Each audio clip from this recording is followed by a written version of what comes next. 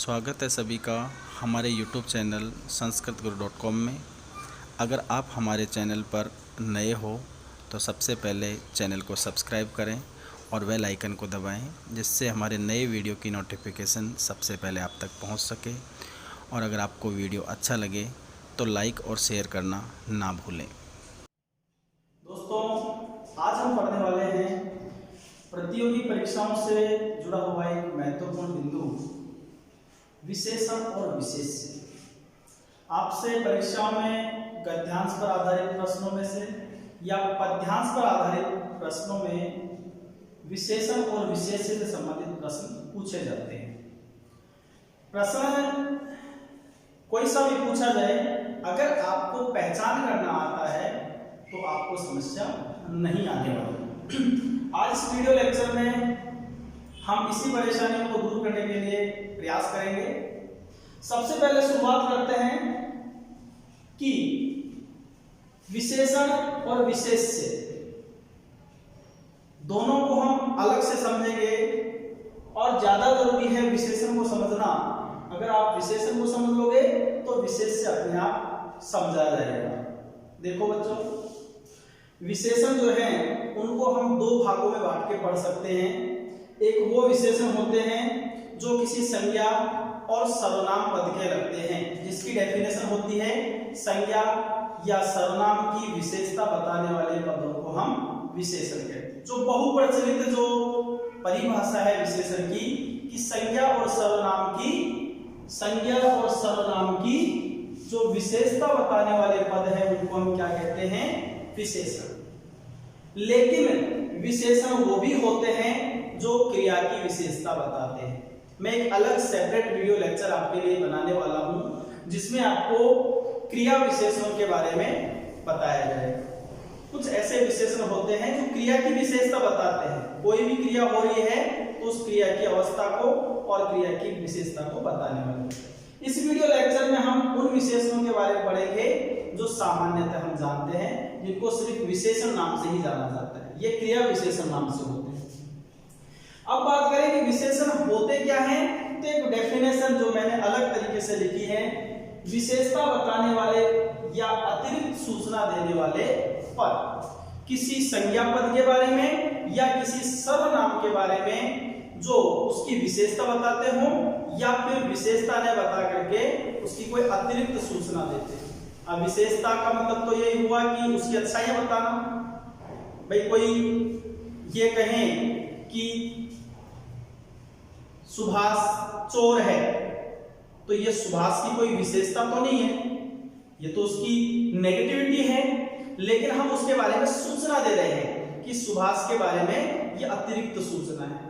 तो विशेषता बताने वाले पद भी, उसके अलावा जो अतिरिक्त सूचना देने वाले पद होते हैं उनको भी हम किस नाम से जानते हैं बच्चों? विशेषण के नाम से जानते हैं। अब हम यहाँ कुछ उदाहरणों के द्वारा इस विषय को बहुत ही आसानी से समझने वाले हैं, जिससे कि आप एक मिनट भी अपना गवाए बिना अपने आंसर पर पहुंच जाए। देखो, यहां मैंने कुछ उदाहरण लिखे हैं 10 के लगभग, और इसके अलावा हम वो पूरी सूची भी जानेंगे कि कौन कौन से संस्कृत में विशेषण पद होते हैं। देखो, पहला हमारा उदाहरण है सा एका सुंदरी बाला। बच्चों, कॉन्सेप्ट को समझना। अगर विशेषण समझ में आ गए तो विशेष्य अपने आप समझ में आ जाएगा। ध्यान रखो, सा एका सुंदरी बाला, यहां जो हमारा संज्ञा पद है बाला, इसके बारे में अतिरिक्त सूचना देने वाला पद है सुंदरी। बाला कैसी है? सुंदरी। ये बाला जो पद है ये आपका हुआ विशेष्य पद। कौन सा पद हुआ ये? विशेष्य पद, क्योंकि ये संज्ञा या सर्वनाम में से कोई सा एक है, ये संज्ञा पद है। ठीक है, संज्ञा किसको कहते हैं? किसी का भी नाम बताए, किसी व्यक्ति वस्तु स्थान आदि का नाम बताने वाले पद को हम संज्ञा कहते हैं। तो ये संज्ञा पद है बाला, और इसके बारे में अतिरिक्त सूचना देने वाला पद है सुंदरी। ये क्या हो गया? विशेषण। सुंदरी कह दो, या सुंदरी के साथ में ही एका भी आया है, एका सुंदरी, इसलिए ये भी इसके साथ में जुड़ सकता है, अन्यथा अलग से माने तो सुंदरी पद जो है वो क्या है, विशेषण। दूसरा उदाहरण देखते हैं, मुरलीधर कृष्ण वृंदावनम अवसत। मुरलीधर कृष्ण वृंदावन में अवसत यानी रहते थे। अब देखो यहां अगर आपसे पूछा जाए कि यहां विशेषण पद कौन सा है या विशेष्य पद कौन सा है, या कहा जाए कि कृष्ण पद का विशेषण क्या है, किसी तरीके से पूछा जाए, तो देखो सबसे पहले हम पहचान करते हैं विशेष्य की, कि बात किसकी की जा रही है, तो बात की जा रही है भैया वो कृष्ण जी की। कृष्ण संज्ञा पद है, और कृष्ण जी के बारे में अतिरिक्त सूचना देने वाला पद कौन सा है, कृष्ण जी कैसे हैं, या उनकी जो अतिरिक्त सूचना मिल रही है वो मिल रही है मुरलीधर से, कि मुरली को धारण करने वाले जो मुरलीधर है, ये पद इनके बारे में अतिरिक्त सूचना देने वाला हो गया। ये आपका हो गया विशेष्य, और इसकी विशेषता बताने वाला ये पद विशेषण हो गया। तीसरा उदाहरण देखो, अद्य कठिनम समयम अस्ति। आज कठिन समय है। अब देखो बच्चों यहां बात की जा रही है किसकी, समय की। किसकी बात की जा रही है, समय की। और समय के बारे में बताया जा रहा है, अगर मान लो आपसे ये दोनों पद दे दिया जाए, पूछा जाए कि इन दोनों पदों में विशेष्य पद कौन सा है, विशेषण कौन सा है, तो आप अच्छे से समझ सकते हो कि विशेषता कौन सा पद बता रहा है। विशेषता ये बता रहा है, समय के बारे में अतिरिक्त सूचना दे रहा है कि समय कैसा है, कठिन समय है। तो आपका ये जो कठिन पद है क्या हो गया, ये विशेषण हो गया, और ये किसकी विशेषता बता रहा है, समय की, तो समय इसमें हो गया विशेष्य। अगला हमारा उदाहरण है, राम है लक्ष्मणात् ज्येष्ठः। राम लक्ष्मण से क्या है, ज्येष्ठ है। ज्येष्ठ का मतलब बड़ा होना, कनिष्ठ का मतलब छोटा होना। कुछ शब्द हमने लिए हैं, कुछ उसके जो आसपास के शब्द है वो आप जान सकते हैं। तो राम लक्ष्मण से ज्येष्ठ हैं। अब इस वाक्य के अंदर आप समझ पा रहे हैं कि अगर देखो ये बहुत महत्वपूर्ण पद है, बहुत महत्वपूर्ण उदाहरण है, आप इसको ध्यान से समझें। यहां अगर आपसे पूछा जाए कि ज्येष्ठ जो पद है इसका संज्ञा पद क्या है, या फिर इसका विशेष्य क्या है।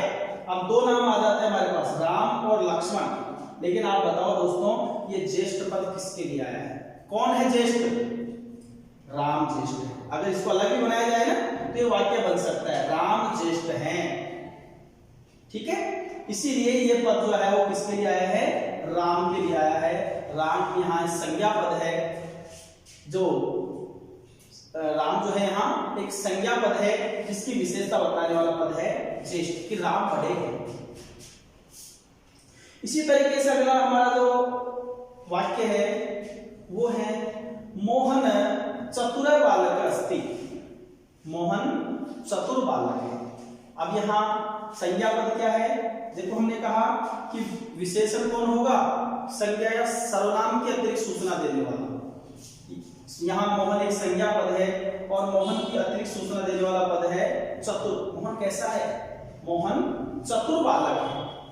मोहन कैसा है, मोहन चतुर बालक है। ये जो बालक शब्द है मोहन के लिए ही आया है ना? और ये जो चतुर शब्द है ये इसके बारे में अतिरिक्त सूचना दे रहा है। बालक शब्द इसके बारे में अतिरिक्त सूचना नहीं दे रहा, ये तो समानार्थी पद हो गया। मोहन चतुर बालक है, तो यहाँ मोहन का भी और बालक का भी, दोनों का ही जो विशेषण पद है वो क्या होगा, चतुर होगा। क्योंकि मोहन बालक के लिए, या बालक शब्द जो है किसके लिए आया है, मोहन के लिए आया है। तो ये तो दोनों एक जैसे हो गए, एक दूसरे के लिए नहीं आया, एक दूसरे के जो है पर्यायवाची है। और जो चतुर है ये पर्यायवाची है, ये विशेषता या अतिरिक्त सूचना देने वाला पद है, इसलिए ये क्या हो गया, इसका विशेषण हो गया, ये विशेष्य हो गए दोनों। इसी तरीके से मम समीपम किंचित धनम अस्ति। मम समीपम मेरे पास, किंचित यानी कुछ, क्या है, धन है। तो यहां देखो मम समीप, यहां जो धन जो पद है, धन एक संज्ञा पद हुआ और धन के बारे में अतिरिक्त सूचना देने वाला पद है किंचित, कुछ, कुछ ज्यादा, अधिकम, किंचित न्यूनम, अधिकम, इस प्रकार के जो पद हैं वो सारे विशेषण पद होते हैं, विशेषता बताने वाले। यहाँ धन की विशेषता बता रहे हैं कि धन तो है लेकिन कैसा है, कितना है, किंचित है, तो ये भी आपका विशेषण पद हो गया। इसी तरीके से देखो बच्चों, बालिका मधुरम फलम खादती, बालिका मधुर फल खाती है। अब यहाँ बालिका की कोई विशेषता बताने वाला पद है क्या? जैसे आपसे कहा जाए मधुर पद, इसका विशेष्य पद क्या है? मधुर एक विशेषण है और ये किसकी विशेषता बता रहा है? मतलब विशेष्य से मतलब हो गया कि ये किसकी विशेषता बता रहा है। विशेष्य कौन होता है? जिसकी विशेषता बताई है। तो यहाँ आपके पास दो ऑप्शन हो जाते हैं, या तो बालिका की बता रहा है या फिर फल की बता रहा है। तो बताओ ये किसकी विशेषता बता रहा है? क्या बालिका मधुर है? नहीं, मधुर कौन है? फल है। तो ये विशेषण हो गया और ये क्या हो गया आपका? विशेष्य हो गया। अगला उदाहरण है दरिद्र चारु दत्ते मित्रम वदति। दरिद्र चारु दत्त मित्रम वदति। दरिद्र जो चारु दत्त है वो मित्र से या मित्र को बोलता है। अब यहाँ संज्ञा पद क्या है बच्चों? आपसे कहा जाए ये दरिद्र जो पद है ये एक विशेषण है। कोई गरीब, अमीर, छोटा, बड़ा, मोटा, तगड़ा, लंबा, ये इस तरीके से काला, पीला, नीला, धोला, जो भी शब्द आते हैं वो सब किसी किसी की विशेषता बताने वाले पद होते हैं। यहाँ दरिद्रता विशेषता बता रहा है। तो बताओ दोस्तों किसकी विशेषता बता रहा है? क्या मित्र की बता रहा है या फिर चारुदत्त की बता रहा है? दरिद्र कौन है? चारुदत्त है। चारुदत्त, दरिद्र चारुदत्त, दरिद्र जो चारुदत्त है वो मित्र को बोलता है। तो यहाँ ये इसका विशेषण पद हो गया और ये इसका विशेष्य हो गया। अगला उदाहरण देखो, ऋष्व है स्वर। स्वर मतलब ए आई के वर्ण। और यहाँ बात की जा रही है कि स्वर है कैसे हैं? ऋष्व स्वर है। स्वर के बारे में अतिरिक्त सूचना दी जा रही है कि स्वर कैसे हैं? ऋष्व हैं। इसीलिए ये विशेषण हो गए और ये हो गया आपका विशेष्य।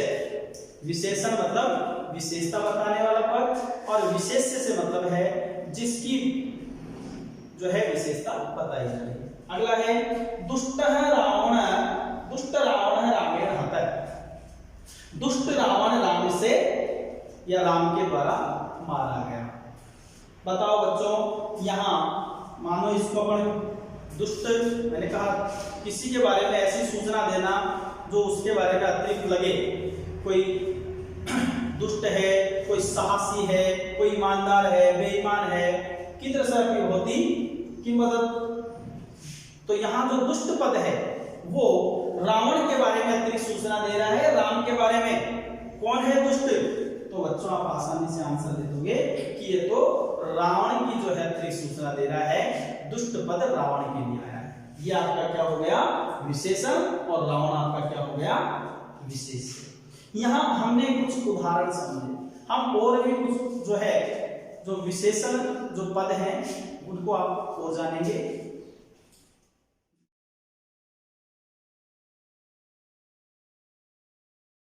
अब बच्चों हम कुछ और विशेषण पदों को जानेंगे, जैसे शीत, ग्रीष्म, लघु, दीर्घ, उत्तम, अधम, श्वेत, कृष्ण, पीतः, होरा, घंटा, वादन, मधुर, तिक्त, कसाय, धनिक, निर्धनः, अग्रज, अनुज, प्राची, उदीची, जड़, अघ इत्यादि। दोस्तों ये सभी जो पद हैं ये किसी विशेष्य की या संज्ञा या सर्वनाम की विशेषता बताते हैं या उनके बारे में अतिरिक्त सूचना देते हैं। इसलिए दोस्तों इन वर्णों का या इन पदों का आप बार बार अभ्यास करें, यही इसकी सफलता की कुंजी है। धन्यवाद।